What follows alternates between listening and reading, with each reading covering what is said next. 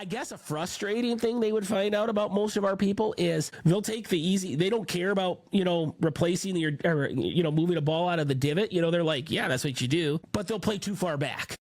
And so it's like they know the game has to be easier. They know they're not good enough to hit the ball in all these lies. But hey, let's go back to 7,000 yards, even though we can drive it 220 or whatever. So. Yeah.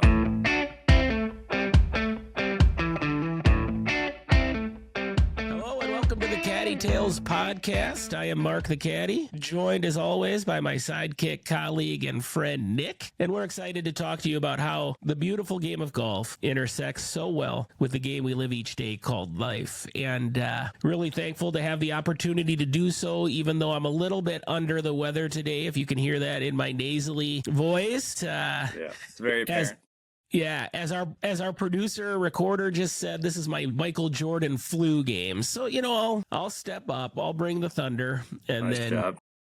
Head in for a nap. Hey, friends, here in Sheboygan today, it is going to be 51 degrees and sunny, which is pretty ridiculous for January 30th. So we're pretty excited about that. But it's not really the time that we'd be thinking about rain gear, except for the fact that we want to tell you about the awesome people at Zero Restriction Golf. Check them out at zerorestriction.com. They just have some amazing rain gear, the best in the biz, if you ask me, and something that as loopers, we might not need it today, but we're going to need it. I saw a bunch of videos this week about people playing golf at Pebble or Cypress in the major conditions, Scotland, Ireland. You need some good rain gear. So check out zerorestrictiongolf.com. Use the promo code BESTBALL20 to get 20% off your order. Hey, speaking of Pebble, like I just mentioned, I don't know what the weather's going to be like there this weekend, Nick, but I'm excited for a golf tournament this weekend that I'm actually the next 2 weekends.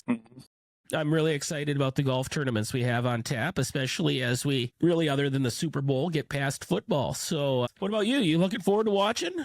Yeah, I am. I heard Scotty's playing at Pebble, so that should be pretty awesome. Yeah. Yeah, I always like the Pebble Beach too, because I think the tournaments happen like a little later in the evening. I like the nighttime golf, the mid-afternoon golf. I think that's pretty exciting. Also, in tournament news, I heard that the PGA is allowing rangefinders this year, so that should be interesting. I heard, but we're going to talk about that in a little bit related to the raging golf debate that happens on golf Twitter about pace of play. And I saw a lot of people get that news yesterday about rangefinders, but then immediately in the comment section, everybody's grumpy and cranky and full of strong opinions. So, you know what? I'm off today from work, thankfully, at the Sober House, but I am working Friday, Saturday, and Sunday, their second shift. And I told the guy, somebody was remarking how they were sad football wasn't going to be on, but I'm like, you know what? I'm going to introduce you guys to golf. And they've shown an interest actually twice this week. I've walked in on guys listening to the Caddie Tales podcast. Oh, wow. One of the guys we're going to actually have on in a couple of weeks. And then another guy, he's moving out and heading across the country, and so he was downloading podcasts to listen on his drive, and so they're very interested in the life. We've gotten closer, a lot of the guys, and so I said, I'm going to introduce you guys to some tournament golf this weekend at an absolutely beautiful place, and most of them seemed up to it, and I'm excited for that. And I think that as I've learned in my life, the game of golf mirrors and the things they're going through so much. So hopefully we can have some talks that flow out of it. So yeah, Pebble Beach, we're going to have that AT&T Pro-Am. But another reason why I have Pebble Beach on my mind, Nick, is this last week I was like, I got to find something to talk about on Twitter, get some engagement. And the thing that I threw up on Saturday, I didn't expect it to take off. You never know what's going to take off on Twitter. You and I have texted back and forth that I've had some bangers, man, some hilarious things, at least to us, and nothing. And then you get something that's like, you don't even give a second thought to it. And next thing you know, it's out to the masses. I have a fair number of players. I would not say the majority, but a fair number, enough for me to make note of it, who, well, we're talking about places they've been, because a lot of our players have been to all the destination golf courses. They'll express that Pebble isn't their favorite, that in many cases they're even a little bit disappointed with the trip. Now, I want to be very clear. They are not saying it is bad. They're just saying in comparison to maybe some other places that they like a little bit more. Or I think more so the issue might be in comparison to the way they built it up in their head. Yeah. It may not measure up. So that got me thinking. On golf Twitter, there's all these debates all the time. You know, people talk golf. It's awesome. And I want to come at it today from the approach of what are some of those golf Twitter debates? Not so much giving our opinion on them, but do we think that these are things that a lot of our players care about? My hypothesis is this, and I didn't ask you in advance about whether you think our players do or don't. So I don't know. You might have a different take, but my take is that golf Twitter, the people who are spending their time talking golf on Twitter a lot, is like the 1%ers. Yeah. And they're a special breed for sure. Right. And the things they care about or have strong, deeply held beliefs about may not even translate to people who come to our course, who are also going to be, you know, kind of very serious golfers. But then I wonder if they even like are on the radar of very casual golfers, you know, the guys who get out there a few times a year or whatever. So, and one of those was, you know, like the Pebble Beach debate. Is it number one? Is it the number one course? And I would say that, you know, a lot of our players would disagree, and they share their opinions as such. Now, you're not as maybe open to ask them. I'll like ask players, like they'll say they were at Pebble, and I actually ask them, what did you think? What do you think? What's your take on it? No, it's something I've heard quite often. I've heard many different, I don't want to say negativities brought up, but I guess that's what I'm going to phrase it as. Like people say it's kind of like Disneyland. You know, they're kind of like trying to get people through the turnstiles a little bit, trying to collect that money, which is fine. It's a business, right? Also, I guess not enough holes on the water is a complaint I hear frequently. That sent some Twitter folks into a rage the other day. The idea that that's why they wouldn't like it. Yeah. I think, you know, I think there was like 400 replies on this tweet, which that's a lot of replies for one. And I would say, you know, the majority are like, it's heaven, it's utopia, it's the best place in golf. But there were those who shared all the same things we hear. No, it's overrated. And I think that gets to some other golf debates related to pace of play. The question that'll come up in polls quite often, how much would you pay to play a round of golf? Because there's some people, even if they have the money, that they place a value on things, and it's not an issue of whether they can afford it. It's, does it have value there? I know someone who's really wealthy and could go anywhere, but then will, you know, not do something because they'll say that's ridiculous. I'm not paying that for that. And so that's funny because, you know, our impression would be that a person who's got millions of dollars, just whatever, they don't even think of it, but some do. So yeah, I think people out there would be surprised that, you know, there's those who, you know, there's, and one of the things we hear about our course, and we're comparing great to great. If people like this course better than that course, I don't care. But what I do think is we will hear very often, because on ours, we have 14 holes right along the water. All the holes have a view of the water. And the ones that aren't right on it are, you know, you're heading to and from a beautiful clubhouse. Okay. And I think for those people, what they're saying is the setting is a huge part of my experience. And I like this setting of being on the water for more holes. Okay. For others, and I think in golf Twitter, their opinion is, but what about the history, man? When you're standing there, you can't help but think about the history. So that's an opinion that you see quite often. All right, so that's what got this going. I want to just share, we won't spend as much time on all of these, but here are some Twitter debates, some things that people feel passionately about where there's some disagreement. Let's see if our players feel the same way. Number one, moving a ball out of a divot. I mean, you have some people who think that's a rule that should be changed. And there's others who are like, you know, want to just come and get you with play it as it lies, play the course as you find it. I do find that those are probably the people I like the least. But my impression of players is that they just move the ball out of it. There's very few people that I've ever encountered for whom this is a big issue. I think it's like 90% probably that'll move it out of the divot. Yeah. I mean, I don't even think they consider it. Like, I don't even think it's a debate to them. Yeah. Yeah. It's funny. Sometimes you got the people who are like very serious, you know, about the rules, and they're tracking every stroke for their handicap, and I get it, but Yeah. I'd move it.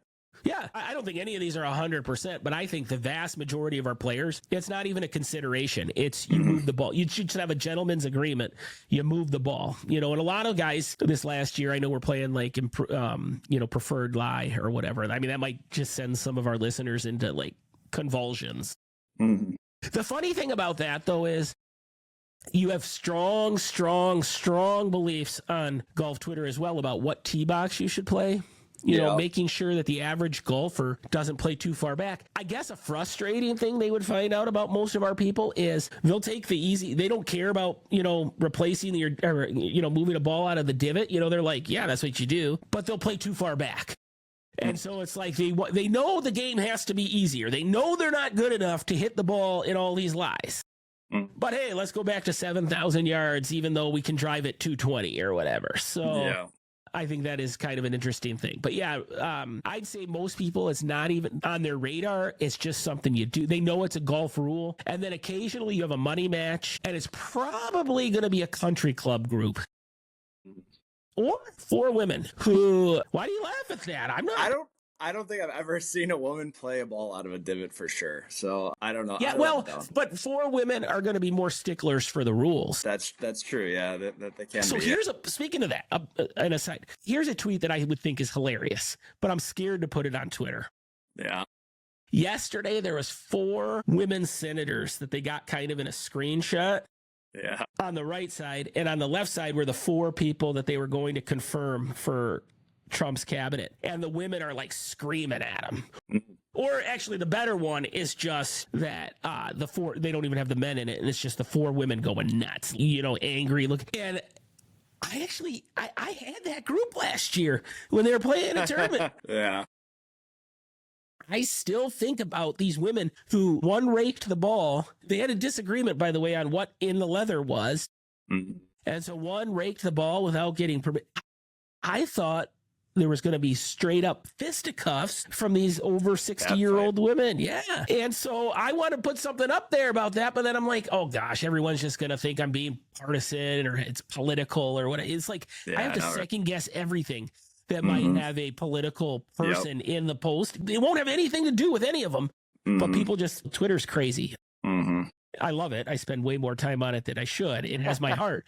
But like this morning with the helicopter and plane crash that happened last night, I'm like, you literally have people saying we're about to go to nuclear war, a half an hour after it happened, and everyone's, quick to post stuff. I'm like, maybe we should wait for some news reports before we have a strong opinion, if we're talking about opinions. All right. Don't use logic, Mark. All right. Here's another thing that is a big debate on golf Twitter. PGA versus Live. Do you think that's something on the radar of our players very strongly? Yeah, it was like a good conversation piece for us this year. I think they care. They're not like all that passionate about it, but yeah, it's, yeah, we all watch golf. My only interaction with that discussion is people saying, what do you think about Live? Yeah. And then I have to act like I care, because they expect that from their caddy. Yeah, for sure. I had one player 2 years ago who was wearing a Live hat, but I found out they knew somebody who won a tournament or something. And so that was, where their allegiances lied. But it's really not something people bring up or talk about a ton. You're certainly not finding Live fans in droves. No, for sure not.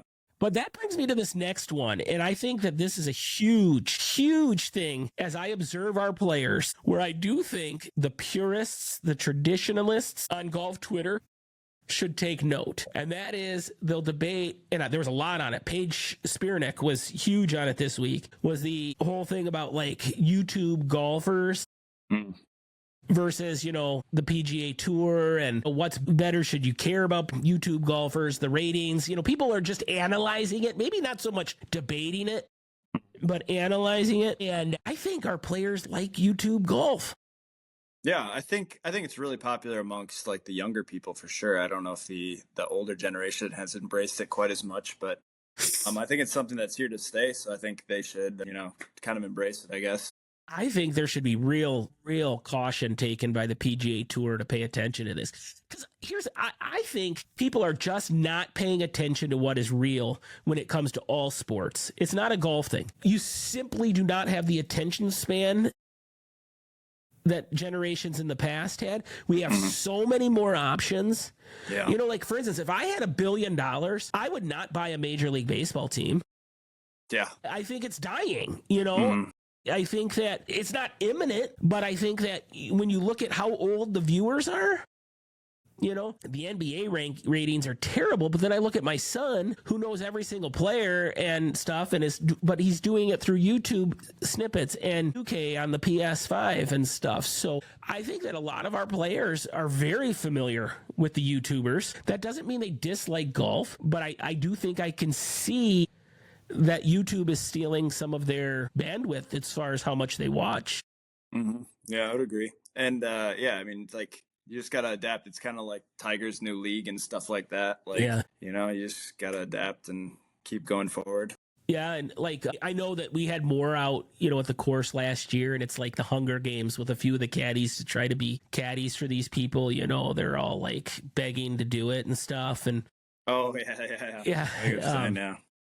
And I don't know if I'd enjoy it or not. It probably would get me a few views on Twitter, but I'm not sure that it would really do a whole lot. There are a lot more like Instagram and YouTube and stuff. And I like the engagement on Twitter. I don't think my physique and skill are really built for video. Yeah.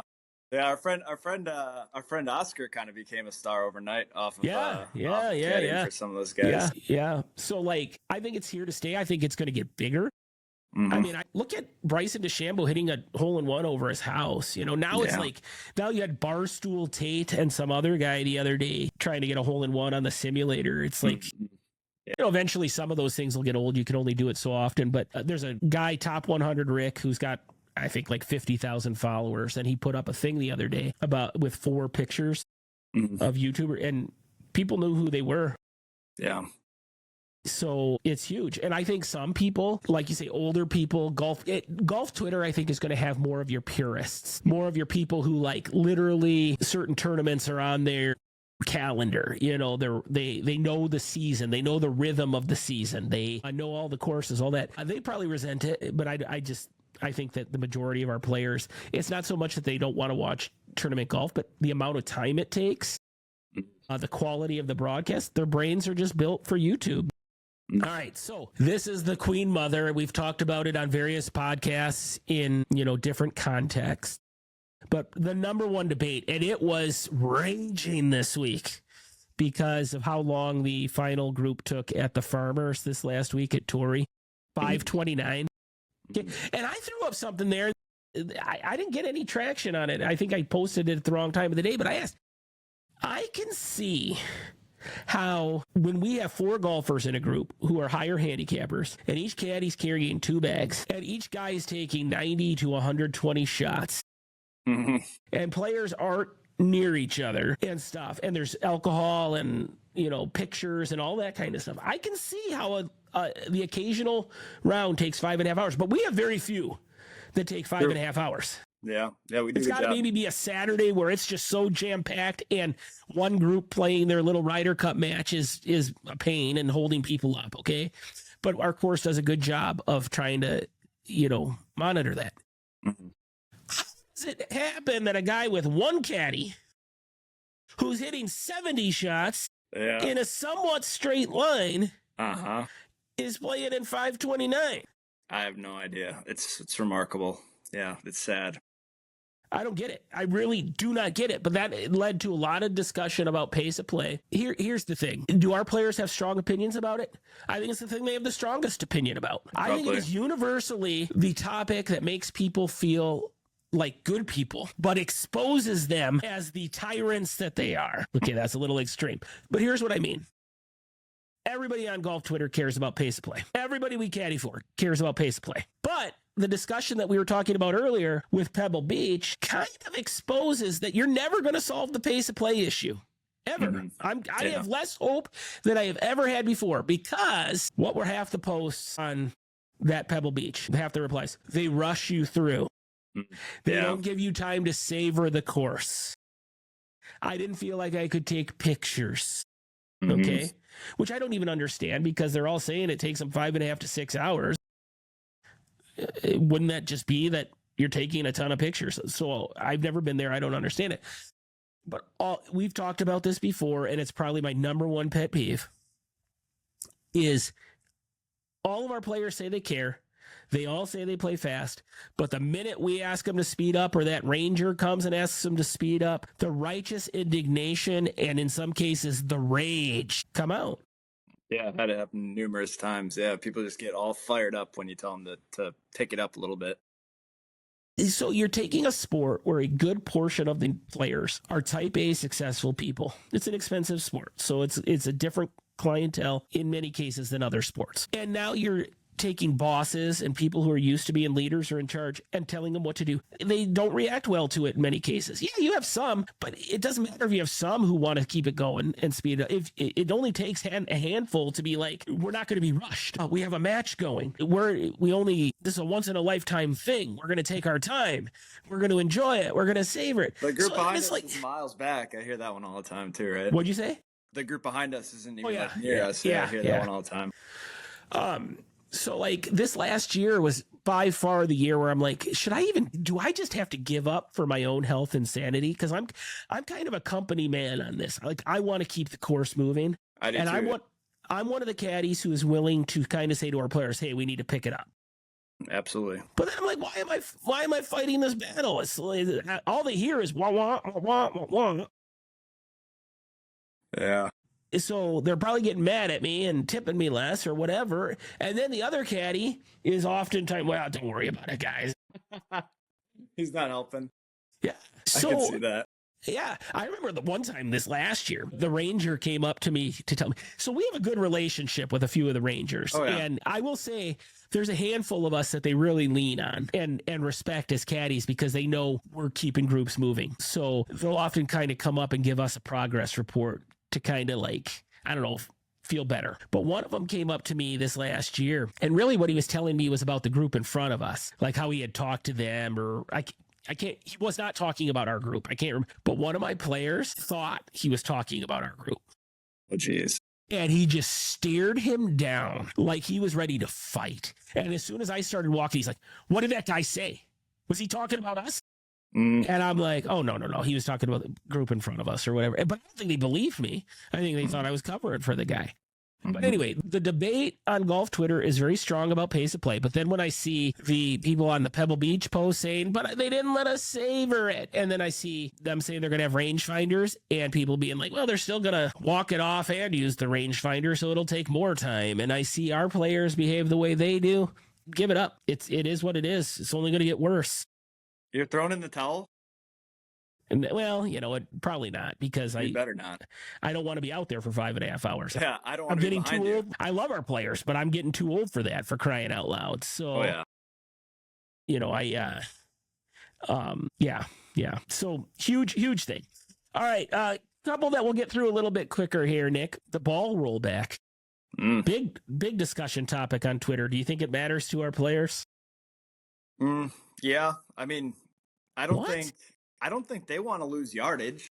Yeah, I think they just accept that the ball should be what it is and do nothing about it.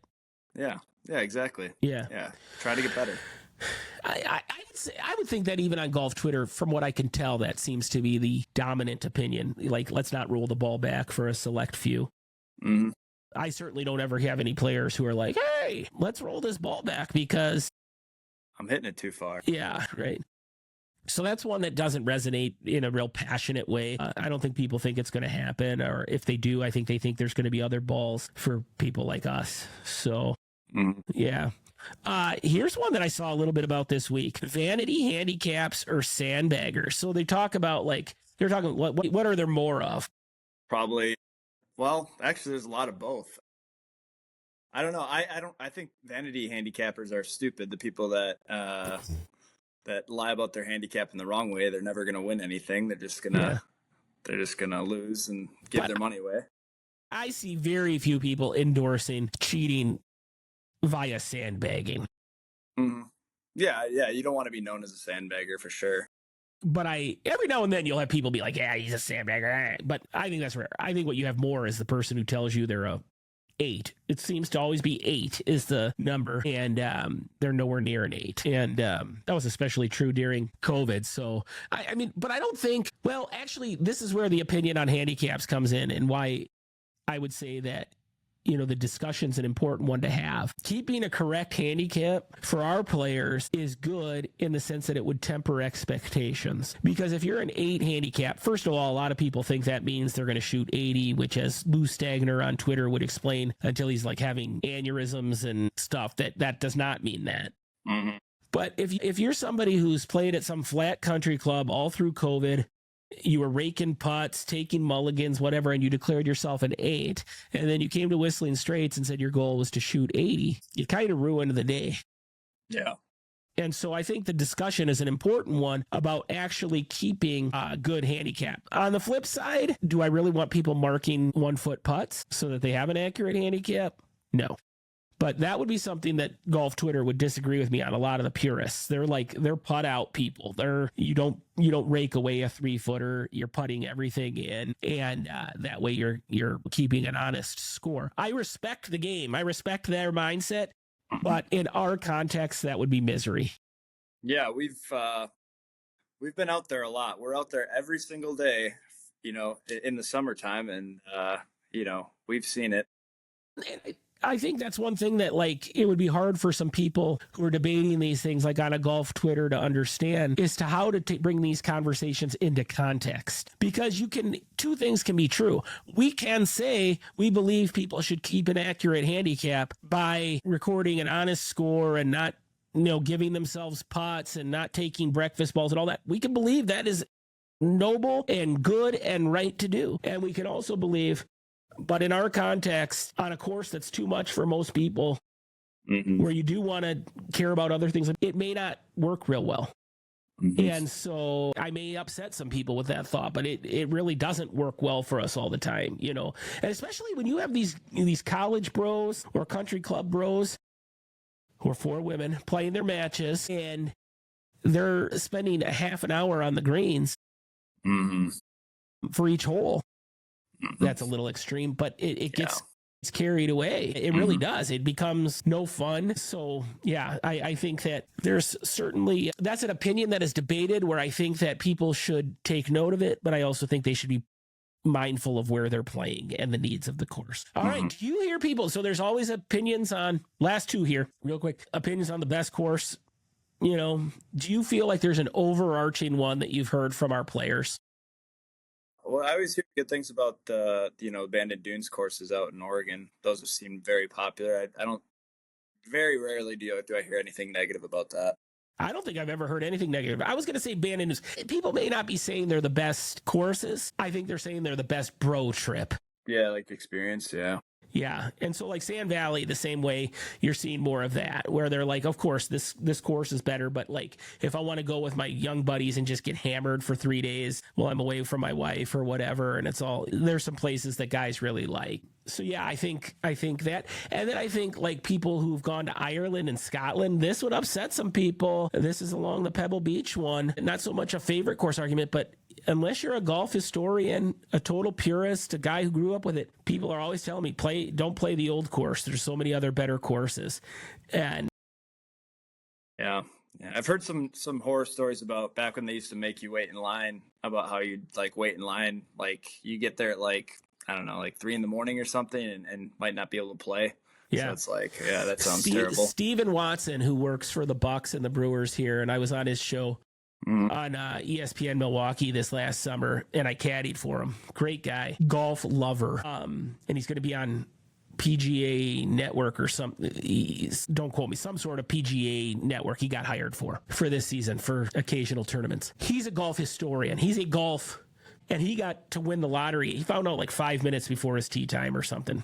And I remember reading his post about how the smile never came off his face and he's got like tears rolling down his eye. I respect it, but I just don't think the majority of people are built like that. And I hear a lot of people be like, yeah, there's other better courses to play. I don't really care. I don't think one is right and one is wrong. I just think that that's just what you see.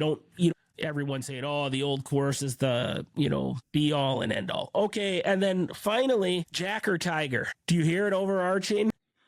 I don't hear too much debate about that. I don't know if it's because of the more younger generations are playing now, and they hadn't seen Jack play quite as much. So, but yeah, I don't hear that one debated quite as often on the golf course. I don't either. But I would say that if I was paying attention to conversations, Tiger Woods is the greatest of all time based on our golfers. But who I think is the most popular golfer, or the one I'm asked most about or commented most on during a round now, it's Bryson DeChambeau.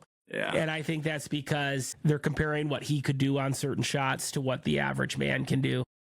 And so I think he's probably become the one I hear the most about. But I think Tiger would win if we did a poll through the season of who's the best golfer of all time. And I agree, just people are...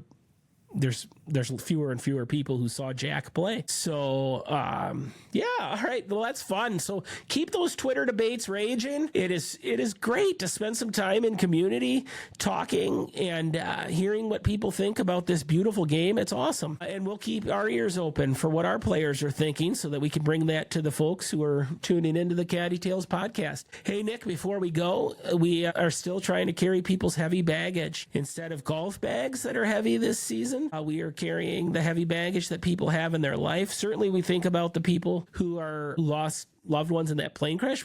Every day is a reminder that there's tragedy and crisis around us. I actually think about people who are overwhelmed by those stories, and I wish for them some peace today too. But on a local level, we have people in our lives that hopefully we're carrying some heavy baggage for. So you got anything to share this week?